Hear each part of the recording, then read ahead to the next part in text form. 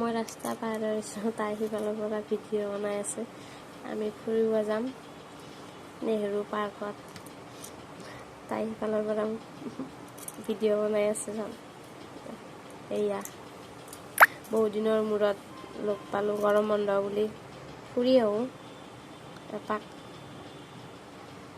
এই কি খবৰ? এয়া আমি আহি পালোঁ নেহেৰু পাৰ্ক। এয়া আইচক্ৰীমৰ ঠাণ্ডা খাই আছে। ঠাণ্ডা নে তাকান